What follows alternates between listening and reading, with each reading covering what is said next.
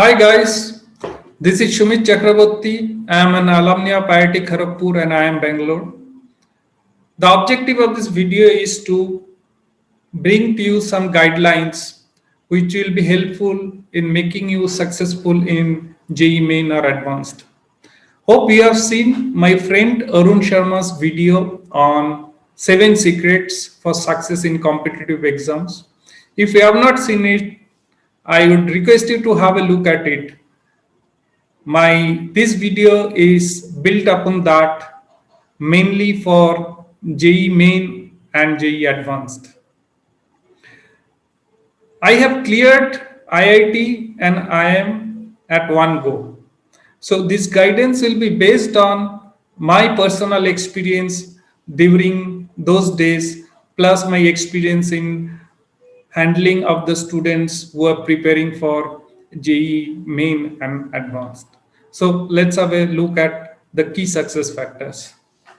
The key success factors can be broadly categorized into two levels. One is at strategic level and the second one is at tactical level. I am going to discuss them one by one. At strategic level, one of the most important factors is to create a timeline for yourself so that you can learn and practice at a reasonable pace. This timeline needs to be created when you decide to appear for JEE. For example, you are now at the beginning of class 11th and you want to go for JEE after completing 12th. So you need to create a timeline for 2 years. Couple of things that we have to remember while creating a timeline are: one is that we have to keep adequate time for learning and adequate time for problem solving. Now in my experience, I have found that at least we have to give 80% of time problem solving and 20% time for learning new concepts. Because while you solve problems, your concepts and theories will get clearer and clearer. The timeline should be in such a way that we should be able to complete the syllabus well in time so that we are left with some more time to look at the difficult problems, review the progress and things like that. Once we created the timeline, it is important that it is cascaded down into the weekly and from weekly to daily schedule so that on a daily basis we are clear as to what is to be done. And it is a good idea to review the progress from time to time so that we know where we are standing and take corrective action if required. The second part at strategic level is to build a strong foundation for concepts. Now, why you want to build a strong foundation for concepts? Because the questions that are appearing in JEE are not straightforward. The questions are tricky. The questions are unforeseen. And many times it will involve multiple concepts. So if you are good at concepts, it is more likely that you'll be successful in the exam. Now the point is how to build a strong foundation for concepts. Point number one is that when you face a difficult problem while practicing, do not look at the solution given by others. Please try to solve it yourself. You look at the problem from different angles. This will definitely improve your concepts. Secondly, when you solve a problem, a difficult problem, then you also try to find out whether you could have solved the problem in another way. So basically you are looking at multiple concepts to solve one problem. The third part at strategic level is to maintain a stable emotional level. Now during this period, when you are preparing for JEE, there could be lot of distractions, lot of frustrations, which could be very, very stressful. So we have to keep our emotional level high. We need to have a can-do attitude because the interest and attitude determines the success. We have to give the best so that we don't have any regrets later. Rest is in God's hand. And the last but not the least is to choose the right guide. There are many coaching centers available, but you have to choose the right one which is good for you, because the requirement of each individual is different. So these are the main 4 points at strategic level that we have to maintain for success in JEE. Now let us go into the tactical level.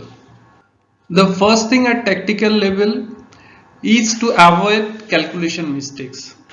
Now, when we talk about calculation mistake, it sounds a cliche because from our childhood we are hearing that don't make calculation mistakes. But I will still keep it at the top of the list because the calculation mistakes can make or break. Some of the common mistakes that are done by the students are given here. One is that when we divide something by a negative quantity, we have to be very careful about the sign. Also, when we change a term from one side of the equation to the other side, we have to be very careful about changing the sign as well. The second part is brackets. Especially for long expression, there could be many brackets, so you have to be very careful that the operations are done as per the bracket rules. Third part is the values of trigonometric functions. There are a lot of values of trigonometric functions in first quadrant, second quadrant, third quadrant and fourth quadrant. So we need to be very careful. We have to memorize those values and the sign of trigonometric function in these quadrants. The fourth point is that here I would like to discuss a bit more, is that while practicing, our focus is to find out the process by which we can solve the problem. Probably we do not give that much of attention to the arithmetic calculations, because at that point we think that how to make the process right. But that is a mistake.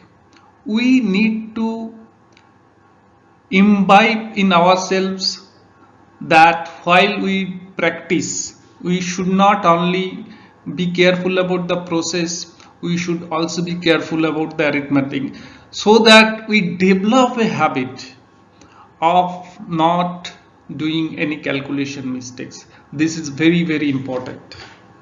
The second part at tactical level is to solve problem on your own.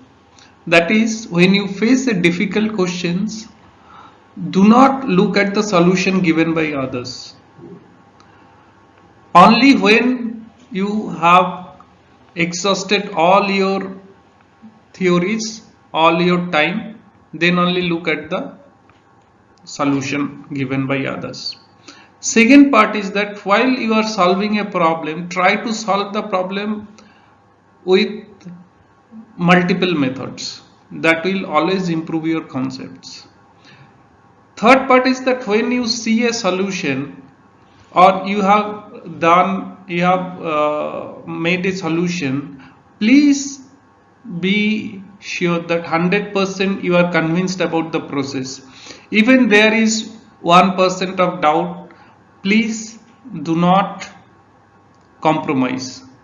The chalta hai attitude is not the right way of preparing yourself for JEE. Third part of the tactical level is to keep your calm before and during the exam.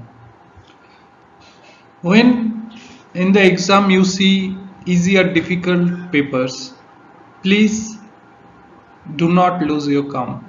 Remember that it is a competitive exam.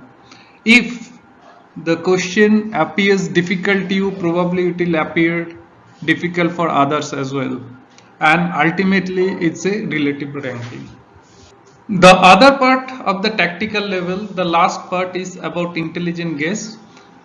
I always encourage for intelligent guess, but Avoid intelligent guess where there is negative marking. Let's have a summary of all the discussions now. So at strategic level, we have to create a timeline. Number two, we have to build strong foundations for concepts. Number three, we have to have stable emotional level. Number four, we have to choose the right guide.